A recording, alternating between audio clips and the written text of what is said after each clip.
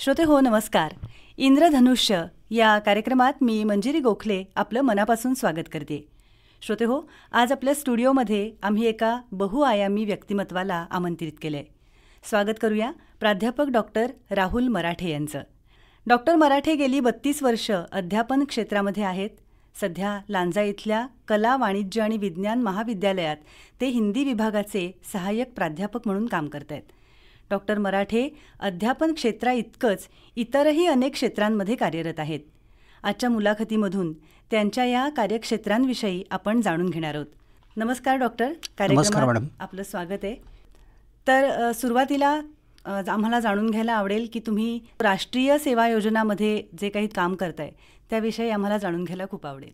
Madam, राष्ट्रीय सेवा योजना विभागाशी मी मागच्या जवळपास 18-19 वर्षापासून संलग्नित आहे. आत्ता मुंबई विद्यापीठाचा रत्नागिरी जिल्ह्याचा जिल्हा समन्वयक म्हणून मी आत्ता काम करतो आहे. म्हणजे साधारणपणानं 2015पासून जिल्हा समन्वयक या पदाचा कार्यभार आता स्वीकारला आहे असं म्हणा. पण हे सगळं करत असताना त्याच्यामागे एक मुळात आवड जास्त होती, जी समाजाशी काहीतरी आपलं देणं आहे. त्या समाजाशी बांधिलकी जी आहे तर ती बांधिलकी जपावी, ती जोपासावी आणि ती वृद्धिंगत करावी. या दृष्टिकोनातनं पहिल्यांदा मी NSSकडे बघितलं आणि त्यात दुसरी माझी थिएटरची आवड ही त्याच्यामधनं जास्त चांगली जोपासली जाणार होती. कारण पथनाट्याच्या माध्यमातून आपण जनजागृती करत सगळ्या गावांमधनं म्हणा किंवा सगळ्या शाळांमधनं म्हणा लोकांपर्यंत डायरेक्ट पोहोचू शकतो आहे, जेणेकरून त्यांचेच प्रश्न, त्यांचीच भाषा, त्यांचेच कपडे आणि त्यांच्याच माध्यमातून किंवा त्यांच्यासमोरच त्यांचे सगळे प्रश्न घेऊन आपण नाटकाच्या रूपाने जेव्हा उभा राहतो तर त्यावेळेला त्यांच्यातनं पुष्कळ गोष्टी सकारात्मक अशा फार दिसत राहतात. मग हा त्यांचा रिस्पॉन्स बघितल्यानंतर विद्यार्थ्यांचा एक समाजाकडे आणि स्वतःकडे बघण्याचा दृष्टिकोन जास्त विकसित होत राहतो. आणि हे खरं तर NSSचं सगळ्यात जास्त स्ट्रेंथ आहे. म्हणजे आपण आपल्याला ओळखायला शिकतो म्हणा, आपण समाजाला ओळखायला शिकतो म्हणा, किंवा त्याच्यातनं इतर जर मुलांनी स्वतःला ओळखलं आणि एक एक इव्हेंटचा त्यानं बारकाईनं अभ्यास केला ना तर तो इव्हेंट मॅनेजमेंट खूप सुंदर करू शकतो आहे. त्याची पर्सनॅलिटी डेव्हलपमेंट खूप चांगली होते आहे, त्याच्यात कॉन्फिडन्स बिल्डिंग चांगलं होतं आहे किंवा त्याचे थिएटर स्किल्स चांगले होतात. तो स्वतःला खूप छान प्रेझेंट करू शकतो. अच्छा. आणि हे सगळं करणं खूप गरजेचं वाटतं त्याच्यातनं.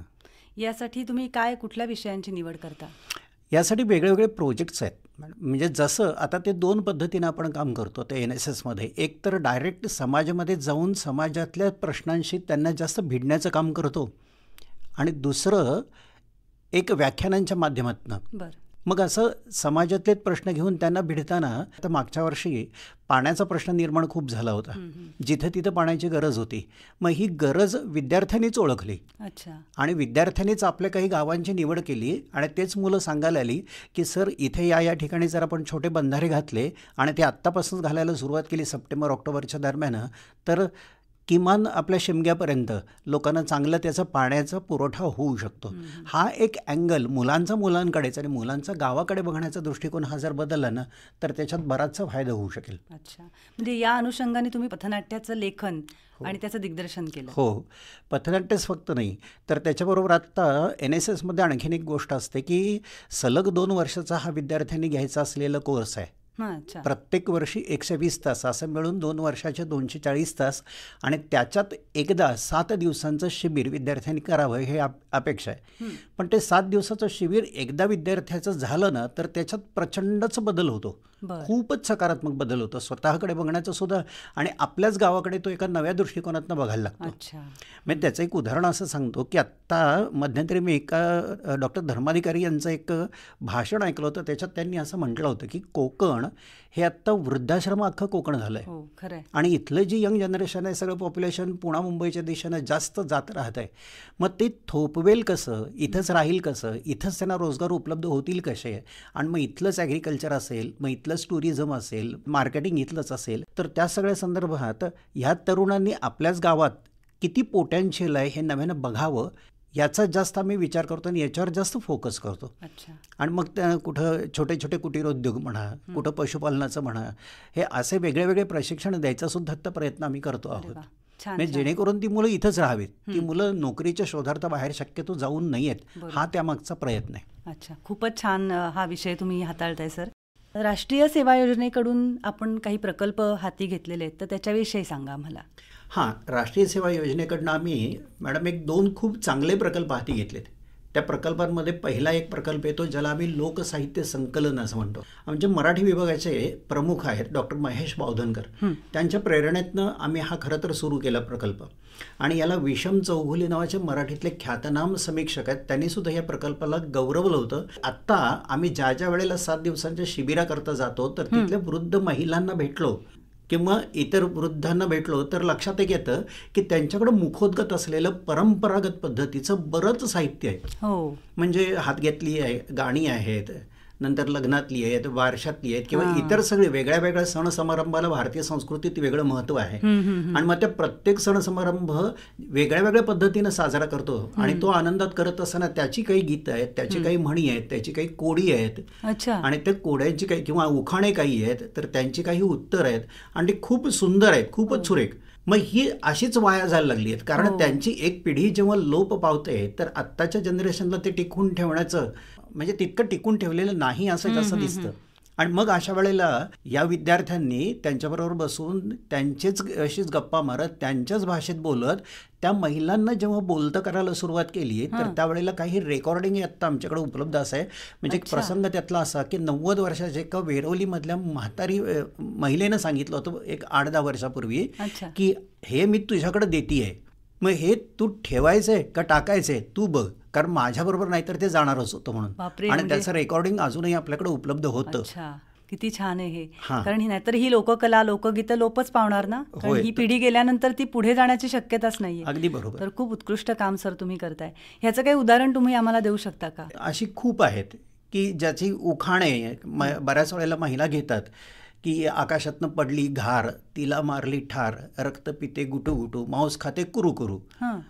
आणि मग ह्याचं काय असं म्हणून एका महिलेनं आमच्या एका विद्यार्थ्याला विचारलं हे कोडं मी तुला घातलंय, तर मग त्याचं नेमकं उत्तर काय देशील बरं. तर मग त्याच महिला पटकन म्हणतात की नारळ जो आहे तो नारळ हे त्याचं उत्तर. हे सहज ते सांगून आपापल्या आपल्या बोलीमध्ये रिकामे होतात. 1-2 मुलं त्यांच्याबरोबर बोलत आहेत, 2 मुलं ते लिहून काढतायत. हे लिहून काढता काढता आत्ता आमच्याकडे जवळपास 3-4 असे बुकलेट तयार आहेत ज्याला आम्ही तांबड माती म्हणतो, पण लिखित स्वरूपामध्ये तो दस्तावेज आमच्याकडे उपलब्ध आहे. आता त्याचं प्रिंटिंग नाही केलेलं. अरे वा, खरं डॉक्युमेंटेशनचं काम तुम्ही करताय की जे खूप आवश्यक आहे. की आपल्या इथे हीच कमतरता आहे की कुठल्याही गोष्टीचं डॉक्युमेंटेशन आपण करत नाही. सर, तुमच्या मनात असं कधी आलं का की जसं तुम्ही आता गाण्यांबद्दल म्हणताय तसंच या ज्या वृद्ध लोक आहेत त्यांना औषधं पण अशी माहिती असतील, तर त्या संदर्भात काही तुम्ही करताय का? हा, तसं करतो. मग ती सगळे औषध म्हणजे आजीबाईचा बटवा असं त्या प्रकल्पाचं नाव आहे. मग त्या आजीबाईच्या बटवामध्ये ती मुलांनी आता फाउंडेशन कोर्स नावाचा एक सब्जेक्ट असतो. या फाउंडेशन कोर्समध्ये सुद्धा समाजाकडे बघण्याचा आपला दृष्टिकोन नेमका कसा आहे तो बघण्याची गरज आहे. आणि मग प्रोजेक्ट्स देताना आम्ही ते प्रोजेक्ट देतो की आजीबाईचा बटवा जर सायन्सच्या विद्यार्थ्यांना तो दिला तर जा तुम्ही आणि बॉटनी आणि झुलॉजीचे विद्यार्थी हे पर्टिक्युलर तुम्हाला झाडपाल्याबद्दल जर ह्यांचं ज्ञान असेल तर ते माहिती करून घ्या. आपला सह्याद्री नेमका त्याचा ठेवा केवढा प्रचंड मोठ्या प्रमाणावरचा आहे तो नमूद करून काही प्रकल्प पण विद्यार्थ्यांनी त्याचे बनवून घेतलेत. म्हणजे पर्टिक्युलर त्या औषधी वनस्पतीचं नाव, त्याचा नेमका उपयोग काय करतो आणि घरगुती कुठल्या कुठल्या पद्धतीनं आपण ते औषधांमध्ये किंवा इतर सगळ्या पदार्थांमध्ये मिसळून त्याचं एखादी गोळी कशी बनवू शकतो, एखादी टॅबलेट कशी बनवू शकतो, असं सुद्धा त्या विद्यार्थ्यांनी त्याचा अभ्यास करून संकलित करून ठेवलेला आहे. अगदी खरं आहे. तर हे जे तुम्ही डॉक्युमेंटेशनचं काम करताय ते खरंच खूप समाजाला पुढे त्याचा उपयोग होणार आहे. आणि दुसऱ्या प्रकल्पाविषयी काय सांगा? हां, तो दुसरा प्रकल्पही याच संकल्पनेनं पुढं आलेला. त्या प्रकल्पाचं नाव आमच्या ग्रंथ संकलन म्हणून. बरं.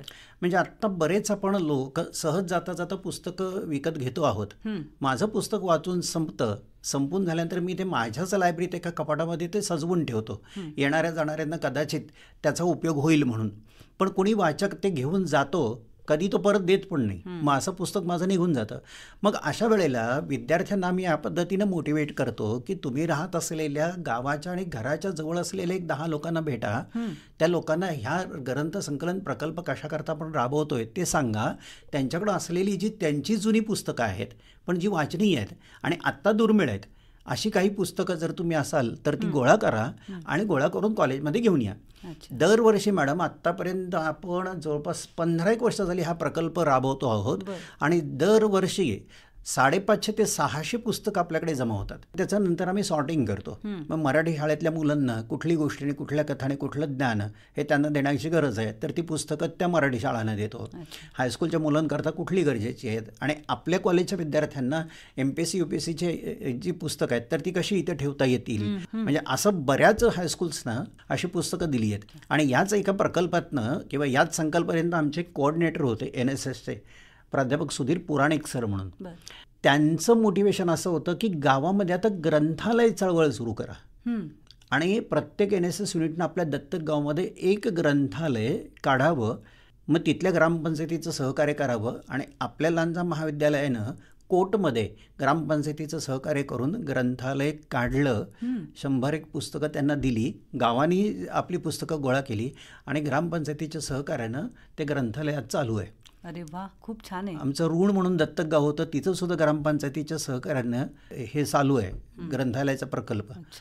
आणि तिथलेच सगळे तरुण मोटिवेट होऊन मुंबईला जाण्याचा तरुणांचा ओढा हे थांबवत आहेत आणि इथल्या शेतकऱ्यांना एकत्र करून त्यांना त्यांचे प्रोडक्ट्स मार्केटिंग कसं करता येईल ह्याच्याकडे ते जास्त प्रयत्नशील आहेत. त्यांनी तशी संस्था सुद्धा रजिस्टर्ड केलेली आहे. अरे वा, म्हणजे हा दृश्य परिणाम झाला, दृश्य परिणाम सुद्धा होतो.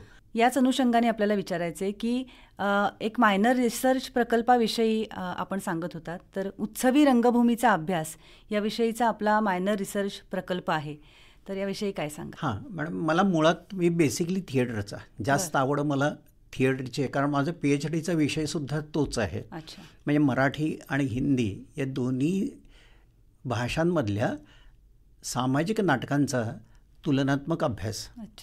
आणि मायनर रिसर्च प्रोजेक्ट हा एक घेतला तो लांजा तालुक्यातल्या ग्रामीण रंगभूमीतले किंवा उत्सवी रंगभूमीचा अभ्यास म्हणून. आत्ता लक्षात येते की लांजा तालुक्यामध्ये बरीच अशी गावं आहेत की किमान 8 ते 9 गावं आहेत अशी की जिथे मागच्या 80-90 वर्षापासून रंगभूमीची सेवा चालू आहे. मग रिंगण्यामध्ये चालू आहे, केदारलिंग मंदिराच्या इथं नाटकही होतं आणि हनुमान जयंतीचं नाटकही असंच उभं राहतं. जवळजवळ आता त्याला 80-90 वर्षापेक्षा जास्त होऊन गेले.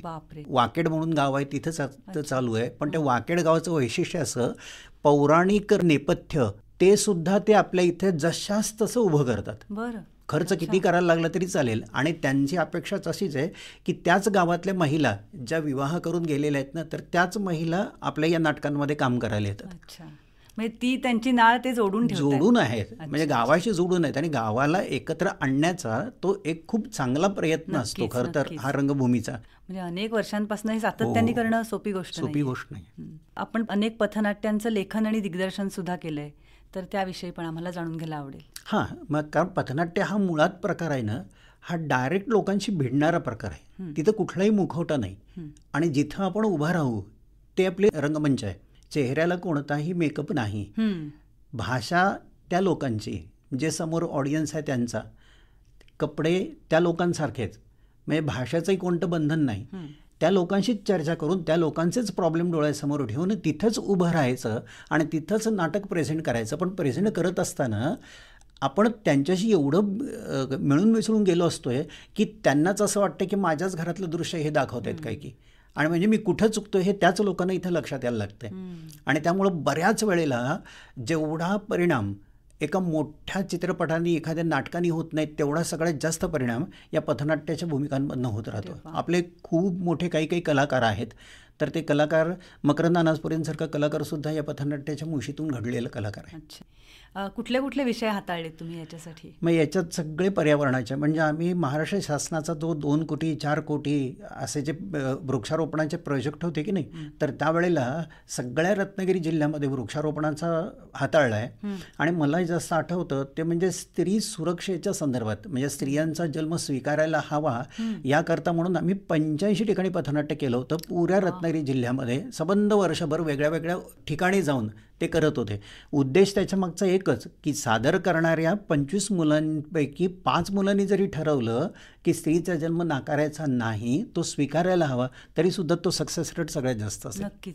याशिवाय स्वर अभिनयाची कार्यशाळा आपण घेता किंवा व्यक्तिमत्व विकास याच्याविषयी सुद्धा तुमचा अभ्यास आहे, तर या ज्या इतर ॲक्टिव्हिटीज आहेत त्या आम्हाला सांगा. हां, म्हणजे ती खरं तर आवड म्हणून, आणि मुळात माझं सब्जेक्ट जसा हिंदी आहे तसाच एमएडला एज्युकेशनमध्ये मास्टरी केली आहे, त्याच्यामध्ये सायकोलॉजी आहे. बरं. या दोन्ही सब्जेक्टचा परिणाम मला स्ट्रेस मॅनेजमेंट याचे वर्कशॉप्स घेण्याकरता जास्त होतो. लोकांना स्वतःकडे बघायला वेळच नाही आहे. लोक दुसऱ्यांमधले दोष बघतात, दुसऱ्यांच्या कपॅसिटी बघतात, दुसऱ्यांच्या बऱ्याच गोष्टी बघतात, पण स्वतःकडे बघण्याचा आणि स्वतःला वेळ देण्यासाठी सुद्धा लोकांकडे वेळ नाही. आणि मग तो त्यांनी कसा काढायला हवा यासाठी स्ट्रेस मॅनेजमेंटचे वर्कशॉप्सही घेतलेत बरेच. आणि त्याचबरोबर थिएटरमधल्या इंटरेस्टनं, जे आत्ता आपण म्हणतो की कायिक अभिनयाचा प्रकार आहे, काय वाचिक अभिनयाचा प्रकार आहे, तर तो वाचिक अभिनयाचा प्रकार हा जास्त विकसित व्हावा, आणि तो खरं तर सगळ्यात जास्त अवघड आहे. आणि तो मग बऱ्याच वेळेला थिएटरचे वर्कशॉप घेत असताना तो स्वर अभिनयाच्या कार्यशाळांवर जास्त मी जोर देतो. 3 अंकी नाटकांचं दिग्दर्शन करताना म्हणा किंवा एकांकिकाचं दिग्दर्शन करताना बसून पहिल्यांदा वाचनावर जास्त भर देतो.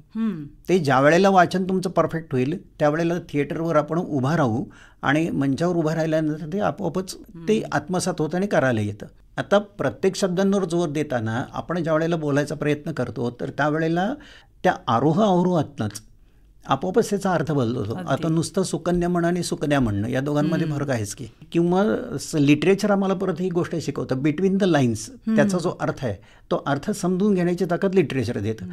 आणि तो बिटवीन द लाईन्सचा अर्थ काय आहे, तर आपण वाक्य सोडतो त्यातही अर्थ भरपूर येत राहतो. पण खरं तर वाचायला विरामचिन्ह यायला हवीत, आणि ती विरामचिन्हच लोकांना घेता येत नाहीत आणि ती वाचता येत नाहीत. त्यामुळे शब्द आणि स्वतःला सादर करण्याची आणि स्वतःला कोणत्याही दृष्टीनं प्रेझेंट करण्याची कला ही त्या स्वराभिनयातनंच आपोआपच येत राहते ना. नक्कीच. देहबोलीविषयी काय सांगाल? हां, देहबोली तर खूपच परिणामकारक आहे लोकांनी, आणि खरं तर सगळ्यात जास्त गृहीत धरलेलं आहे असं म्हणा. म्हणजे लोकांचं आपल्या स्वतःच्या बोलण्यावर कमांड आहे, त्याच्या उच्चारांवर कमांड आहे, किंवा त्याची भाषा जशी असेल तशी, मग त्याची कुठली बोली असेल ती असेल. पण हे सगळं करत असताना सकारात्मक देहबोली आपण कसं बोलतोय, आणि बोलण्याचा आणि आपण करत असलेल्या हातवाऱ्यांचा संबंध, बोलण्याचा आणि आपल्या भुवयांचा संबंध, बोलण्याचा आणि आपल्या डोळे विस्फारण्याचा संबंध, किंवा उभं राहत असताना 1.5 पायांवर उभं राहतो आपण, 1 पाय तसाच ठेवून उभं राहतो आपण का, आपली जी खांदे आहेत तर ते खांदे कधी झुकवून आपण उभं राहतो, खांदे कसे स्वतःला ठेवायचे आहेत, हे ज्या सगळ्या गोष्टी आहेत तर त्या देहबोलीच्या खूप इम्पॅक्ट करतात, आणि त्या आपोआपच प्रेझेंटेशन स्टाईलवर परिणाम टाकत राहतात. आता तुम्ही म्हणता त्याच्यावरनं मला असं जाणवतं की जेव्हा एखादा कॅन्डिडेट इंटरव्ह्यू द्यायला जातो त्याच्यासाठी हे खूप महत्त्वाचं असेल केव्हाही. त्याच्याविषयी काय सांगाल सर, काय मार्गदर्शन कराल तुम्ही? हां, बऱ्याच वेळेला आपण आतमध्ये येत असताना इंटरव्ह्यू सुरू होतो तुम्हाला विचारलेल्या प्रश्नांपासून खरं तर कधी नाही. इंटरव्ह्यूच्या पॅनेलमध्ये तुम्हाला ऑब्झर्व करत असणारे लोकसुद्धा बसलेले आहेत. काही सायकॅट्रिस्टसुद्धा बघत असतील की तुम्ही नेमके आहात कसे, उत्तर देताना कसं ऐकता आहात, कसं त्याचं उत्तर देता आहात.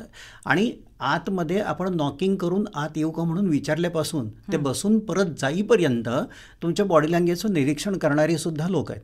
कोणत्या पोस्टसाठी तुम्ही इंटरव्ह्यूला गेला आहात तर त्या पोस्टला तुम्ही साजेसं तुमची देहबोली आहे का, कपड्यांची रंगसंगती आहे का, म्हणजे स्वतःच्याच देहबोलीकडे स्वतःच लक्ष कपड्यांच्या रंगसंगती सकट देण्याची गरज आहे.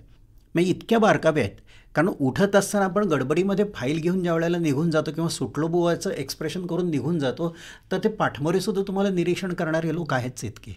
आणि मला वाटतं हे जर एखाद्या कॅन्डिडेटनी जर शिकून घेतलं ना तर त्याला भविष्यामध्ये नक्कीच त्याचा उपयोग होईल. बरोबर.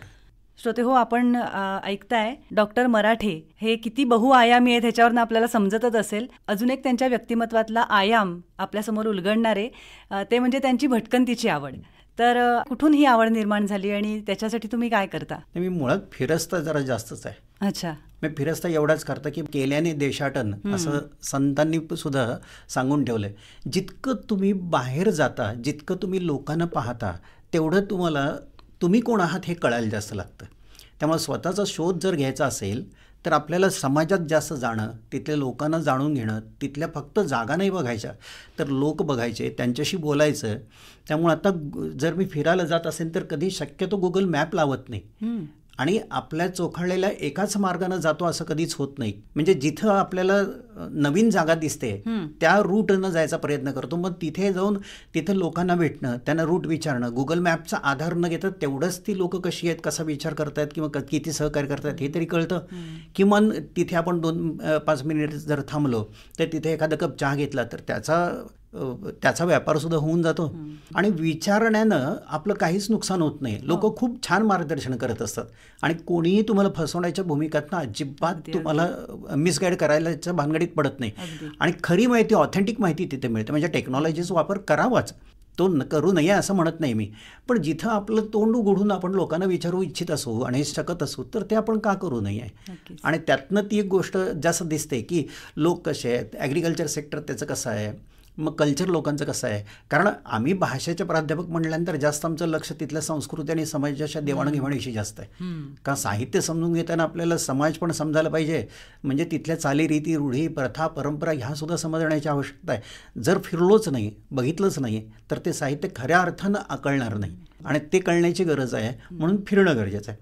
म्हणून एक वाक्य मला कुमार विश्वासांच्या हे ऐकता एक वाक्य त्यांनी वापरलं होतं की राम बन गए इसलिए बन गए. वाह, क्या बात. म्हणजे ते वाक्य खूप छान आहे की जोपर्यंत आपण आपल्या भोवतीचं असलेलं सुरक्षित कवच, ते कवच जोपर्यंत भेदून आपण बाहेर जात नाही ना तोपर्यंत आपण स्वतःला समजूनच घेऊ शकत नाही. आणि ते समजण्याकरता फिरणं गरजेचं आहे.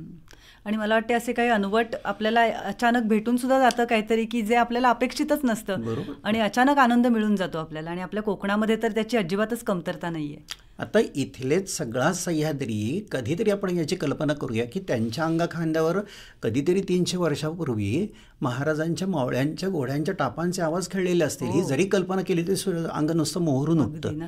मग त्यावेळी ते कसे थांबले असतील, तेव्हा तर प्रचंड जंगल होतं असेल. याचा जरा विचार करत जरी गेलो तर मग आपल्याला तो इतिहास समजून घ्यायला पण मजा येते आणि एक्साइटमेंट मिळत असेल. आणि आपल्यावरची जबाबदारी आपोआपच कळते की काय आहे, आपण काय करतो आणि काय करायला हवं याची. वाह, क्या बात आहे सर. श्रोते हो, आपल्या लक्षात आलं असेल की एक अनेक पैलू असलेलं व्यक्तिमत्व आज आपल्या भेटीला आलेलं होतं. डॉक्टर मराठे, आज आपण इथे आलात आणि आमच्या श्रोत्यांशी अतिशय मनमोकळेपणाने गप्पा मारल्यात, तुमचे अनुभव आमच्याशी शेअर केलेत, मार्गदर्शन केलं. याबद्दल आकाशवाणीतर्फे सर्व श्रोत्यांतर्फे मी आपले मनापासून आभार मानते. नमस्कार. धन्यवाद मॅडम.